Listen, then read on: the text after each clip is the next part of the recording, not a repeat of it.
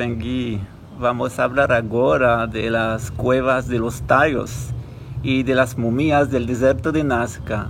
Plus sérieusement, on va parler maintenant des momies du désert de Nazca et des découvertes d'un père jésuite dans les grottes de Los Tallos. Alors de quoi il s'agit? En fait, en Amérique du Sud, on a trouvé beaucoup d'artefacts qui sont assez étranges, et des grottes notamment, et beaucoup de vestiges anciens, par exemple des grottes avec des peintures rupestres qui ont 400 000 ans, des grottes où il y a un ensemble d'artefacts et d'objets qui sont complètement anachroniques et qui bouleversent complètement l'histoire officielle telle que les Occidentaux la vendent au monde entier, de l'origine et de l'histoire de l'humanité.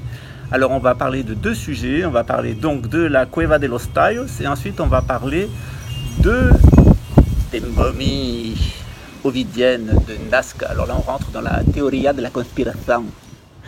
Donc, de quoi s'agit-il pour las Cuevas de los Tallos? Alors d'abord, c'est en Équateur. Donc c'est une grotte qui a été découverte par un père jésuite qui lui a été indiqué par des indigènes, des Incas, et qui lui ont dit que là, il y avait une pyramide cachée à l'intérieur du sous-sol, une immense pyramide avec un ensemble d'artefacts qu'ils ont mis à jour.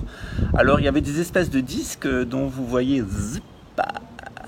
les photos, et il y avait aussi des objets gigantesques visiblement appartenant à une race de géants. Et ce qui a été aussi déterré là est assez intéressant, puisqu'il y a en dehors de ces plaques des artefacts, donc des objets qui correspondent à toutes les civilisations du monde, aussi bien égyptiennes, sumériennes. Donc on a une petite explication de ce mobilier, de ces objets, qui serait la présence donc d'une migration égyptienne qui serait partie il y a environ 2500 ans avant Jésus-Christ, qui serait partie de l'Égypte, qui serait passée par l'Atlantide, c'est-à-dire les Açores à l'époque, puisque ce petit continent s'est enfoncé avec la dorsale atlantique, pour ensuite cheminer le long du monde, notamment jusqu'en Australie. Donc ils ont fondé un certain nombre de civilisations, comme la civilisation toltèque avec ses grosses têtes noires, puisque les Égyptiens étaient des Noirs, étaient des Africains, des Dravidiens, ce qui explique que les nez de toutes les statues anciennes ont été cassés, parce que quand les pharaons blancs sont apparus, eh bien tout simplement pour une question raciale, de supériorité raciale, notamment ceux qui étaient liés aux Ptolémées, donc c'est-à-dire les gréco-latins, ils ont donc voulu falsifier l'histoire ancienne de l'Égypte. Donc c'était bien des noirs de noirs qui ont créé l'Égypte, comme les Dravidiens, c'est eux qui ont créé aussi la civilisation indienne, et les Dravidiens, ce sont leurs descendants. Et donc ils sont allés jusqu'en Amérique du Sud où ils ont créé cette civilisation toltèque. Ils ont essayé de créer aussi les civilisations qui sont venues ensuite, Maya et la civilisation Inca et des autres civilisations andines. Ils sont ensuite allés à l'île de Pâques, et ensuite ils sont revenus par l'Australie où on a des artefacts, et ensuite par l'Inde où ils ont créé la civilisation de l'Indus. Donc ces artefacts, ils expliquent donc une connexion très ancienne entre la civilisation égyptienne et sumérienne et les civilisations précolombiennes. Donc tout ça, ça a été trouvé dans une grotte, la Cueva de los Tallos, en Équateur.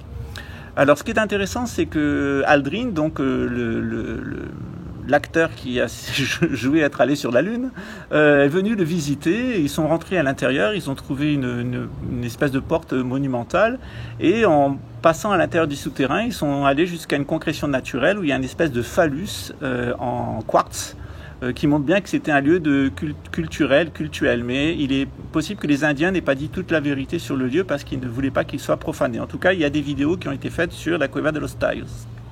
Alors le deuxième, qui remet encore plus en cause l'histoire de l'humanité, puisque pour une migration égyptienne, ce n'est pas la seule hypothèse, on en a d'autres, on a d'autres preuves historiques qu'il s'agit bien d'une migration égyptienne et atlante et hyperboréenne à son origine. Donc il y avait une civilisation mondiale qui a d'abord été menée par les hyperboréens, puis ensuite les Atlantes, puis les Égyptiens. Je pense que maintenant ça commence à être connu et assez documenté, notamment il y a pas mal de vidéos assez bien faites sur internet, et je vous renvoie à K2019 de mon ami.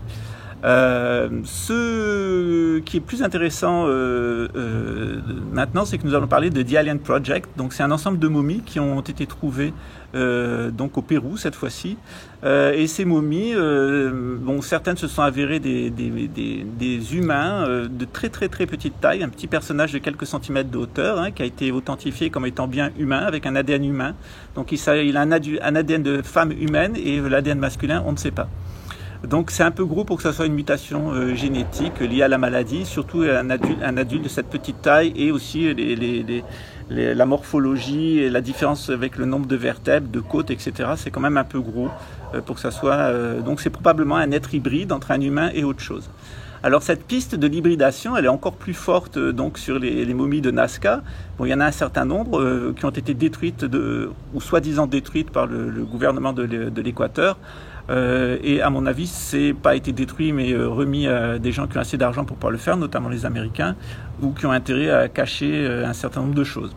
Donc ces momies, elles ont été analysées, les analyses d'ADN ont été faites. Alors certaines étaient des montages ultérieurs à partir de plusieurs corps, mais par contre il y en a une qui a bien des œufs à l'intérieur, qui a 27 à 40% d'ADN humain et qui est donc un saurien, c'est-à-dire un ovipare de forme humanoïde. Alors tout ça, ça nous renvoie à un propos qui est assez intéressant, qui est la manière dont l'évolution en fait des mammifères a amené des hominidés.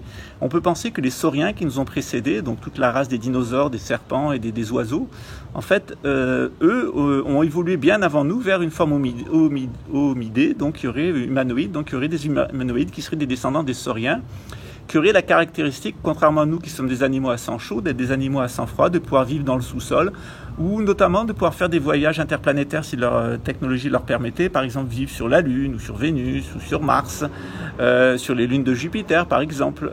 Et c'est assez intéressant puisqu'il y a toute une littérature qui s'est développée en marge des documents qui ont été déclassifiés par la Maison Blanche et l'US Air Force, notamment qui ont été révélés par l'armée française. Pour dire plus cette question, c'est vrai que la question extraterrestre, entre guillemets, ou d'entité non humaine, EBE sur Terre, a été pas mal ridiculisée. D'un côté, il y a Hollywood qui a fait du bourrage de crâne dans un sens.